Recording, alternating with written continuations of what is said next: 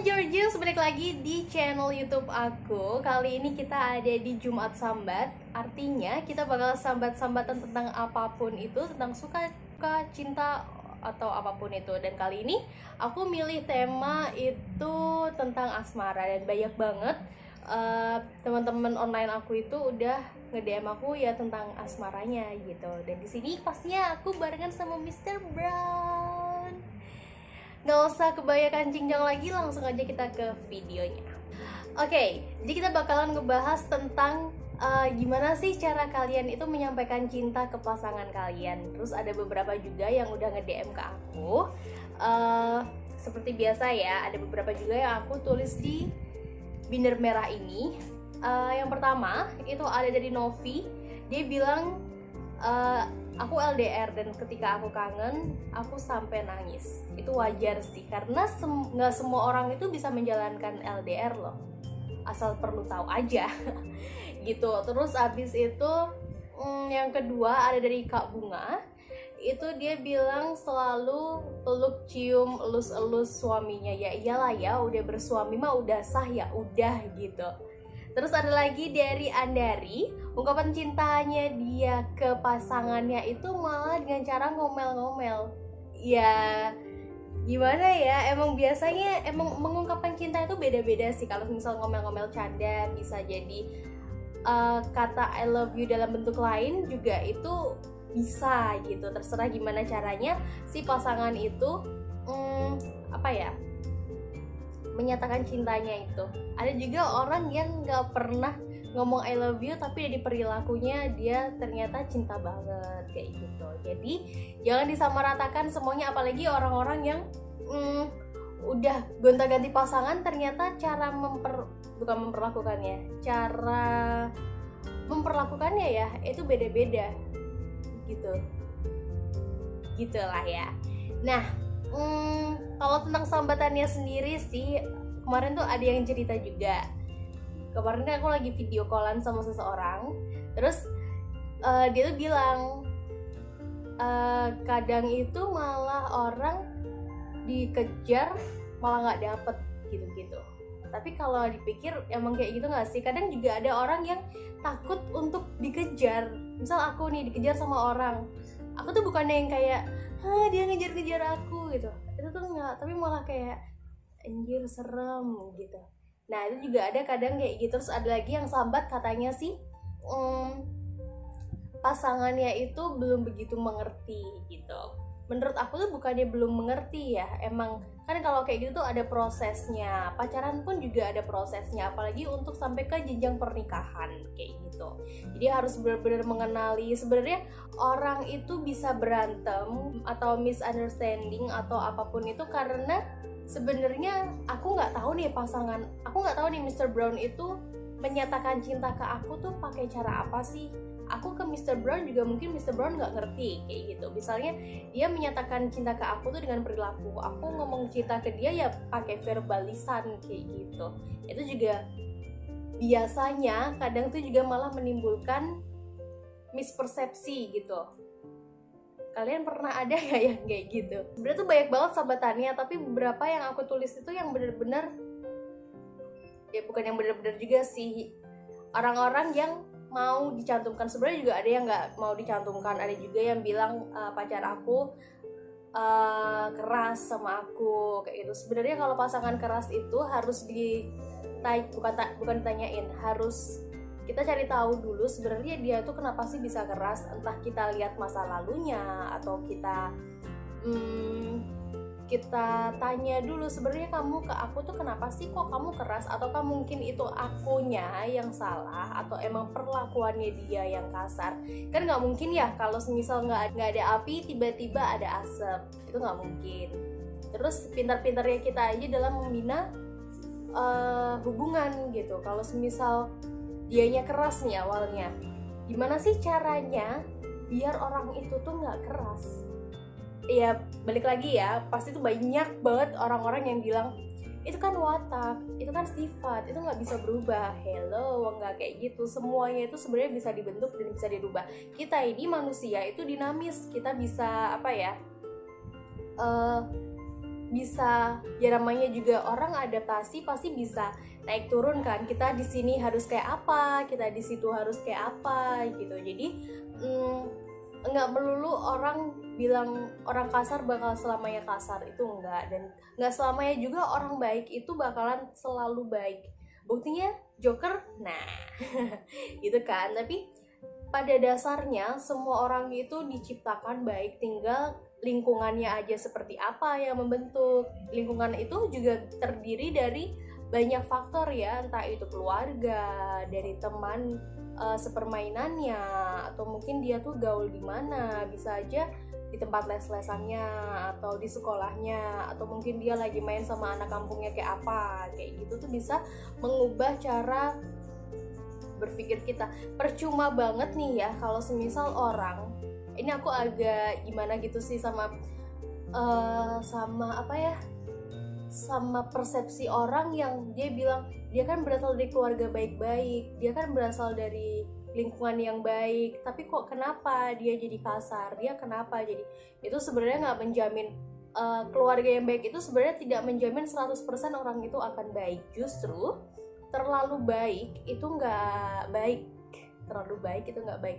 Sebenarnya sesuatu yang berlebihan itu nggak baik. Kayak misal kamu makan garam kebanyakan gitu kan nggak baik kan. Sama aja kalau misal keluarga itu nggak mengajari kamu tentang sebenarnya kalau di Indonesia sendiri ya, aku ngelihatnya itu kayak orang tua bakalan ngelepas anaknya ketika dia udah kuliah atau ketika dia udah apa ya, kayak oh kamu udah besar ya udah. Tapi kan kadang orang tua selalu menganggap kita tuh anak kecil terus kan, terkadang.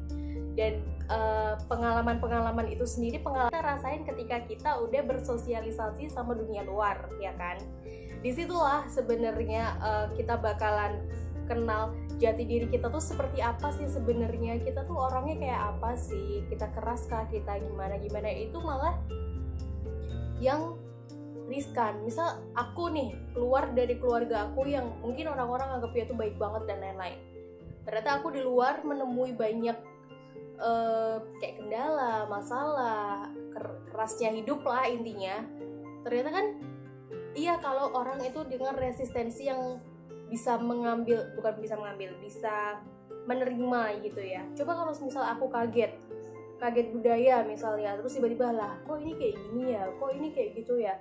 Atau mungkin bahkan yang lebih jeleknya, oh aku belum pernah ngerasain ini nih, ya udahlah aku langsung aja nyobain. Iya kalau nyobain yang baik. Kalau misal dia malah terjerumus, nah itu, ini sebenarnya kita tuh lagi ngomongin asmara tapi tiba-tiba ke konseling keluarga ya.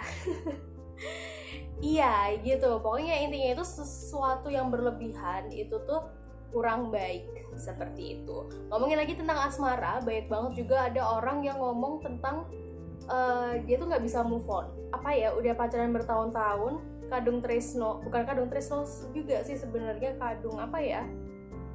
Ya udah lama sama dia, terus kayak nggak mau beranjak, udah pengen di situ terus, mau ngapa-ngapain ya udah sama dia terus. Sebenarnya itu kalau semisal itu membawa pengaruh baik itu nggak apa-apa, tapi kalau semisal tiba-tiba kamu jadi ansos, atau mungkin kamu jadi kamu pokoknya malah jadi buruk gitulah, itu jangan ya. Yang penting dalam hubungan itu saling mendukung aja, saling mendukung, saling support itu mendukung juga ya. Pokoknya saling apa sih, ambil baiknya. Kalau misal aku sadar pasti setiap orang itu pasti mempunyai plus dan minus ya kan. Jadi kalau bisa kita tuh harus punya filtering yang bagus. Misal orang ini, misal pacar aku, dia ini jeleknya apa, oh ya udah itu di stop. Tapi kalau misal baiknya apa, ayo kita pupuk bareng, seperti itu. Kalau misal belum bisa, coba lagi. Pokoknya jangan nyerah sampai semua orang tuh pasti punya titik baliknya masing-masing. Ntar tiba-tiba ada orang yang bener-bener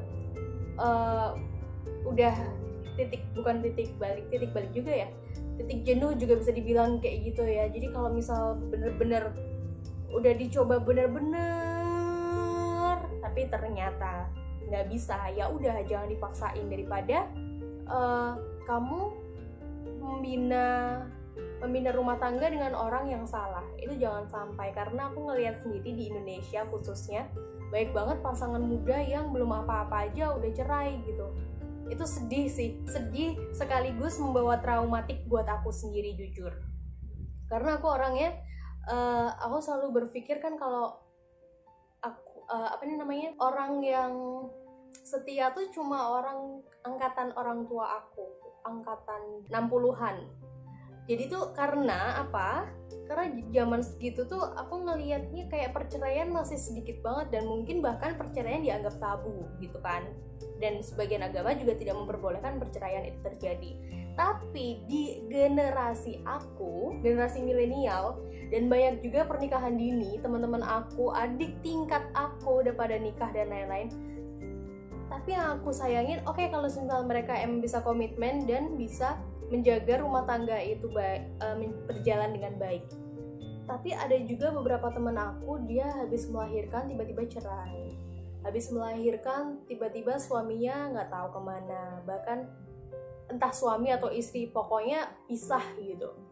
Terus habis itu, dan sebenarnya tuh itu kenapa sih? Apakah pemikirannya yang kurang matang tentang pernikahan? Apakah komitmen yang kurang? Atau sebenarnya tuh ada masalah apa? Kayak gitu. Sebenarnya juga banyak banget kan kalau kayak gitu bisa dijabarin, entah tentang masalah sosial, masalah ekonomi, masalah budayanya, entah mereka berbeda atau bagaimana, seperti itu. Sebenarnya kalau orang nikah itu benar-benar harus dipikirkan matang-matang. Kadang orang yang udah pacaran 10 tahun pun, kalau tiba-tiba mereka itu emang belum srek, belum kayaknya kamu bukan deh, atau mungkin nanti dulu aja ya, itu lebih baik menurut aku emang ya udah mending stop daripada lanjut terus, tapi malah ntar rumah tangganya nggak tahu kayak apa. Kan orang-orang tuh pasti pengennya menikah satu kali kan. Ya semoga aja sih di sini teman-teman semua kalau punya pasangan ya pasangannya bener-bener, maksudnya pasangan yang benar. Sebenarnya nggak ada benar salah sih ya, karena ya itu semua orang pasti mempunyai plus dan minus. Tapi selama itu membawa kita ke kebaikan, why not gitu. Toh kita juga hidup di sini juga mencarinya untuk niatan yang baik kan. Gitu deh. Jadi gimana nih? Kalian punya sambatan apa lagi tentang asmara, tentang apapun itu, bisa langsung aja di komen, atau mungkin statement aku dari tadi itu ada yang salah menurut kalian. Kalian juga bisa ya berkomentar di bawah sini, kita diskusi dan juga kita belajar bareng gitu. Oke, segitu aja video aku untuk Sambat Jumat kali ini. Sampai ketemu di video aku yang lainnya. See ya, selalu sehat kalian, stay safe.